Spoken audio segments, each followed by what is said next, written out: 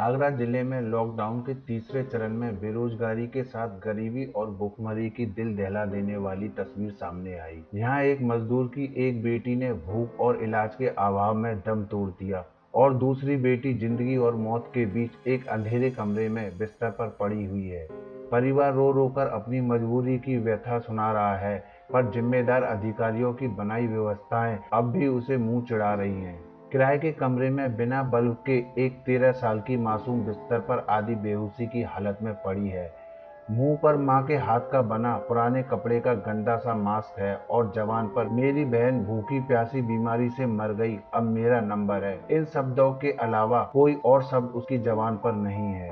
पास ही दो छोटे छोटे मासूम निशब्द भोजन की आस में इधर उधर नजरें दौड़ा रहे हैं और शायद वो सोच रहे हैं कि अब बहन मरेगी तो उन्हें खाना मिलेगा। कुछ लोगों से मिली राशन की मदद को हाथ में लिए बीमार माँ कभी गैस के खाली सिलेंडर तो कभी पति को निहार रही है। अब वो आखिर कैसे इस राशन को रोटियों का रूप देकर सबके पेट की आग बुझाए। बबीता, तुम्हारी बेटी है ये? कितने दिन से बीमार है ये? एक डेढ़ महीना हो गया। लड़की खत्म हुई ना जब इससे।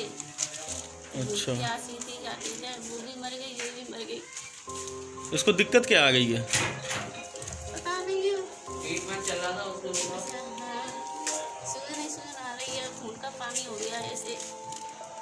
डॉक्टर के यहाँ ले गई? नहीं, क्यों? ऐसे ही नहीं है, खाने पीने का नहीं है तो कहाँ पर लेना है। जाने दीपेश मितेश, कै दिन से तबीयत खराब है तुम्हारी? दीपेश, काल पे जरे रहता मुँह पे प्यासे के मारा। क्या क्या तबीयत खराब है? क्या हो गया है? तबीयत बताना क्या खराब है। तबीयत खराब है हमारी। क्या हो गया? बुखार आ रहा है? नहीं, हम्म। एक बहन मेरी मर गई भूख की प्यास से। और तुम्हें क्या दिक्कत है? तुम्हें क्या हो गया है? खून का पानी होगा, उसको कुछ है नहीं इसमें। ब्लड नहीं है, इसकी बॉडी पीली पड़ी है। खून का पानी हो गया, ऐसी वो लड़की मरेगी फिर। तो इसको दिखाया किसी डॉक्टर को? कहीं लेके कहा जाऊँ, पैसे नहीं है डॉक्टर के पास, कहाँ पे लेके जाऊँ मैं? यार हर जगह पैसे नहीं लगते हैं भाई। और सर किराया लाएगी, किराया आ रही थी कुछ फ्री में ले जाएंगे, नहीं फ्री में इलाज कराएंगे आपका। इन सबके बीच मजदूर बाप आंखों में आंसू लिए सोच रहा है कि एक बेटी तो चली गई, अब वो दूसरी को खाली जेब के दम पर कैसे बचाए और बाहर पुलिस के सख्त पहरे के बीच कैसे परिवार के लिए चूल्हा जलाने को बाहर से जाकर लकड़ी बीन कर लाए। आपको यह शायद किसी मजे नए लेखक की कल्पना मार्मिक कहानी लग रही होगी, पर यह जूता बनाने वाले फिटिर मजदूर राम सिंह की सच्ची कहानी है। जूते के कारीगर राम सिंह का पहले थाना न्यू आगरा आगरा क्षेत्र के कौशलपुर में मकान था, पर पत्नी को अचानक फालिस मार गया और बुरे वक्त के चलते वो मकान बिक गया। इसके बाद राम सिंह वाटर वर्क्स चौराहे पर लाल मस्जिद के पास मलिन बस्ती में किराए पर एक कमरा लेकर रहने लगा। जो कह साहब खाना वाना कुछ नहीं है इस टाइम पे। जब आएगा जब मिलेगा खाना, अब फिलहाल बंद है खाना।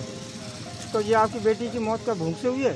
भूख से हुई है और बीमारी बेटी का फिर अंतिम संस्कार कैसे किया तुमने? अंतिम संस्कार क्या, वो घर पे ही वो बांस ले रखे अपने, और अपने घर पे ही रह नहीं है करिया अंतिम संस्कार का। इतनी बड़ी लड़की थी। तो पड़ोसियों ने आपकी मदद की? हाँ, पड़ोसी ने मदद की थी मेरी। कोई किसी ने आटा दिया, किसी ने कुछ दिया, किसी ने कुछ दिया, किसी ने पैसे दिए। जी, अभी यहाँ पर एक मामला सामने आया है, क्या है पूरी जानकारी? जानकारी ये है सर कि मुझे सूचना मिली सुबह कि एक बच्ची भूख से ख़त्म हो चुकी है यहाँ पे, और एक बच्ची बहुत ही ज़्यादा बीमार है, वो भी भूख से दम तोड़ने वाली है, उसका भी खून का पानी हो गया है। तो हम लोगों पे जो मदद हो सकती थी हमने आटा, दाल, चीनी, पैसे उसे दे दिए।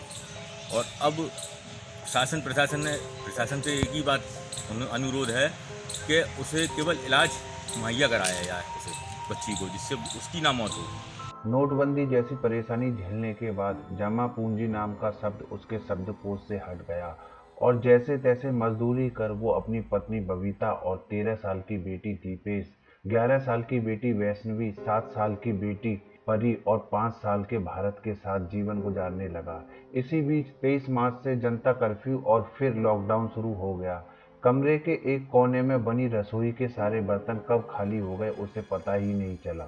राशन मांग मांग कर गुजर शुरू हो गई, पर तब तक गैस सिलेंडर भी दम तोड़ गया और अब वो अब वो पुलिस चौकी और बस्ती के सामने बने अग्रवन क्वारंटीन सेंटर से खाने के पैकेटों के जरिए आधा पेट खाकर परिवार के साथ रहने लगा। इतने कष्टों के बीच लॉकडाउन का दूसरा चरण शुरू हुआ तो क्वारंटाइन सेंटर में लोगों ने हंगामा कर दिया और वहां से लोग घर भेजे जाने लगे। इसके बाद खाने का पैकेट अब सिर्फ पुलिस चौकी से ही मिल पा रहा था, पर भगवान शायद उस परिवार से कुछ ज्यादा ही नाराज था। तभी तो दूसरे नंबर की बेटी वैष्णवी की तबीयत अचानक खराब हो गई। उसका खून पानी जैसा होने लगा और शरीर पीला पड़ गया। मजबूर राम सिंह न उसे भरपेट भोजन दे पाया और न ही उसकी कंगाल जेब बेटी का इलाज ही करवा पाई।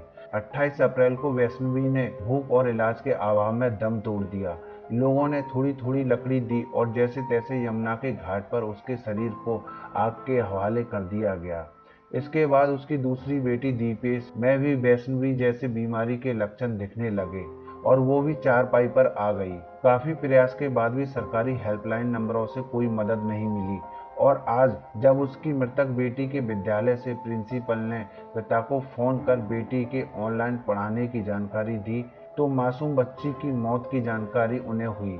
प्रिंसिपल द्वारा जब यह बात कुछ समाज सेवियों तक पहुंची तो उन्होंने राशन और कुछ पैसों की व्यवस्था कर दी, पर शक्ति के डर से उनकी भी हिम्मत नहीं हुई कि वो दूसरी बच्ची को इलाज के लिए ले जाएं। परिवार के पास इस समय बस आंसू हैं जिनसे वो अपने दिल को दिलासा दे रहे हैं। इस दर्दनाक मामले पर जिलाधिकारी प्रभु नारायण ने खबर का संज्ञान लेते हुए सीडीओ और एसएन के सीनियर डॉक्टर बीरेंद्र भारती को परिवार के पास भेजा और उनकी उचित देखभाल करने की व्यवस्था के लिए आदेश दिए।